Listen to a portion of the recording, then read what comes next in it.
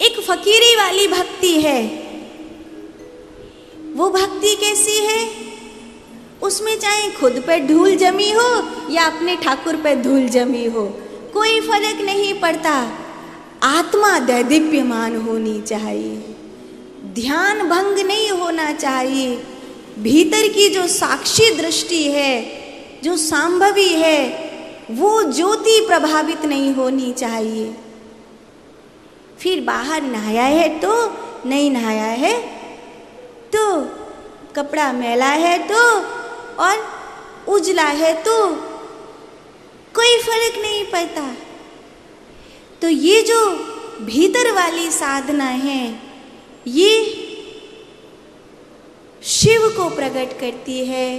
और जो ये बाहर वाली साधना है, इसमें तो कपड़ा पर एक दाग भी नहीं होना चाहिए, भगवान के मंदिर में कुछ मैला नहीं होना चाहिए, सुंदर सजावट होनी चाहिए, रोज तिलक चंदन और पोशाक और सुंदर तामझाम होना चाहिए, सब कुछ बेहतर से बेहतर, सब कुछ अच्छा दिखना चाहिए।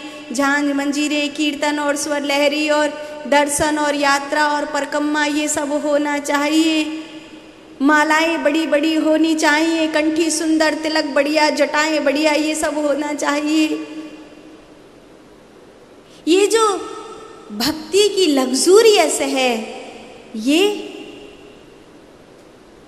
बाह्य भक्ति को प्रकट करती है।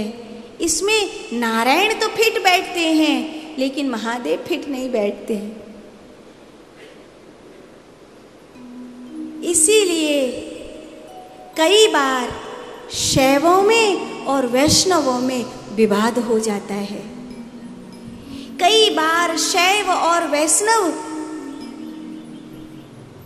युद्ध के कगार तक पहुंच गए हैं, जबकि शिव और विष्णु ये दोनों एक दूसरे के पूरक हैं। शिव जो तिलक लगाते हैं वो त्रिपुंड है। त्रिपुंड कन्नी उंगली के ऊपर वाली ये सूर्य उंगली और सबसे पहली उंगली जो बृहस्पति की उंगली कही जाती है, इन दोनों से इस प्रकार बाएं से दाएं खींचते हुए और फिर दाहिने से अंगुष्ठ से ले जाते हुए मध्यस्थ की रेखा को खींचकर बनाया जाता है। जब ये सूर्य उंगली, बृहस्पति उंगली और अंगुष्ठ का त्रिपुंड में स्पर्श होता है, तो स्वाभाविक रूप से ये नारायण का चिन्ह बनता है, जिसे धनुष का चिन्ह कहते हैं। तो ये तो शैव अपने माथे पर लगाते हैं, शिव भक्त लगाते हैं।